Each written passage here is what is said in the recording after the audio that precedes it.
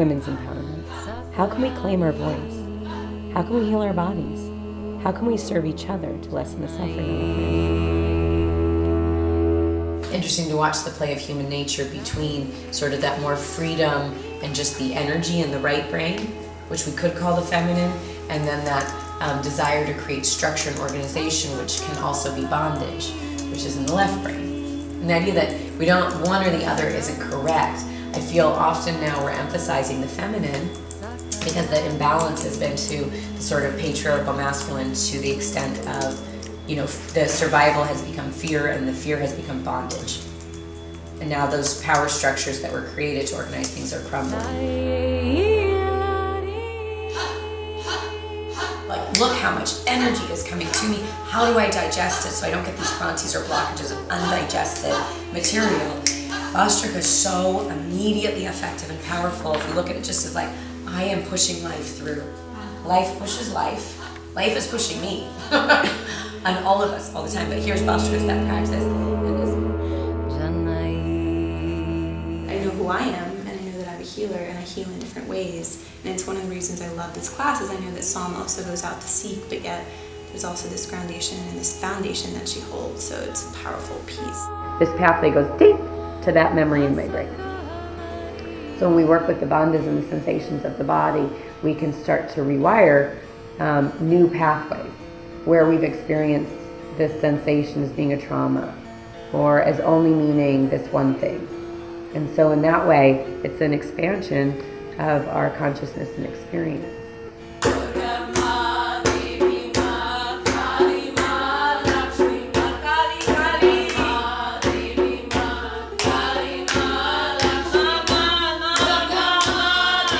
So much of what we're trying to do is allow more mystery. There, you know, somebody's going to share something that we won't have the answer. It'll be a mystery.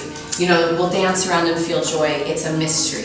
Like having more tolerance for mystery, because life is so mysterious. Birth and death are mysterious. You can think you have a handle on it. You can take whatever philosophy or religion you think is going to like put that in, but you know somewhere inside you're still like wrestling with the void.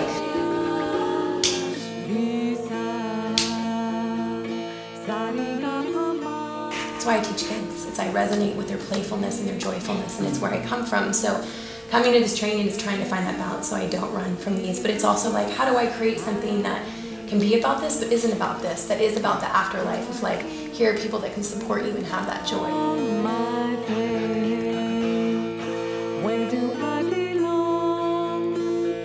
You know, what will we learn in this training?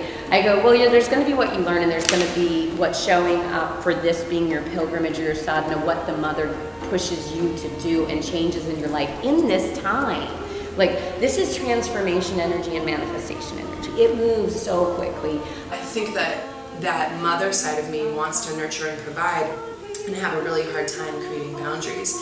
And then I have these relationships where it's like a friend and a student, but they're also like needing me for extra help. And I haven't really learned how to do the boundaries. I usually like let the boundaries be crossed, and then I put up the wall. And I've done this with lovers, and I don't want to do this with my ladies. You're saying the phases of the moon are a really good one to drop into. Every time you go to call a circle, you can look at the moon cycle. Are we in a full moon cycle, a new moon cycle? Which one are we moving to or away from? Because those give you topics and tones. You know, a full moon is the moon of endings. So I say, like, if we look at a full moon in its ripest moment, it's about to end. Fruit is about to fall. The fruit's going to fall from the tree. And I would say at that moment is when we don't want it to fall, because then what happens? A full moon is about to die. What we've done in this circle is like clarified me to actually have the self-esteem to finally do it. System. The life that I'm living is worth more than having a pot to piss in, or a window to blow it out of. Blow it out your ass if you don't like it. Rah, rah, rah, shish, boom, bah. That was right. And I think that a lot of this women's circle work is about that. We've got to claim our healthy ego. And even that's what I was saying in that whole piece about standing up to be the leader. Don't be wishy-washy in that space. I'm standing to be the leader for you. I'm going to seed your imagination. So we have Shiva and Shakti. And we have Adam and Eve. And we have Joan of Arc and God. And the bee and the flower.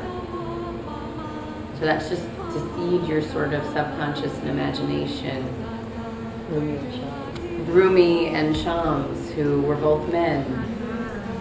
Desire that you're feeling is going to be the vehicle to move you from one place you've been sort of stuck to without that desire there would be no propulsion to move. And in your desire to embody the lover versus just what your perception of mother has been, you will learn a lot about yourself in the self-inquiry. She totally became my mother for these 10 days.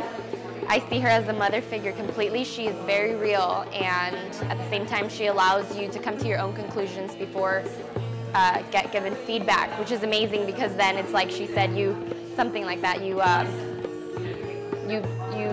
put in the cauldron your own feelings and your own thoughts, and then you can come out with your own answer, which is a lot better felt than just heard. So I would say it was really, really motivating too, her life just as a whole, and she really walks the talk, I think. So I'm blown away. Every archetype is really just, if you think about it, a mode of experience. So we, in the grand scheme of things, we could experience anything, but when I have mother on, I'm experiencing mother, which of course has a lot of nuances. There's, we said dance mother in here, and we danced a very sexy mother. Somebody could dance a different kind, so even mother has different fluid expression.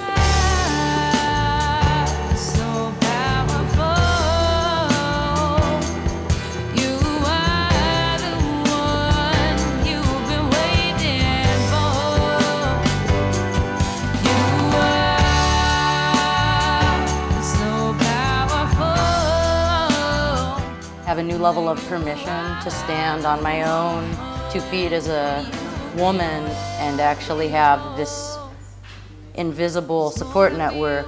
I always knew it was out here, but then to immerse myself in a 10-day, pretty intensive consciousness-raising event. This path has medicine for everyone. I believe especially in the times we're living in. The liberation of some of the mother energy. But like some of the maturity comes in, then you liberate the mother energy and you see, now look how it has to be woven with the father energy.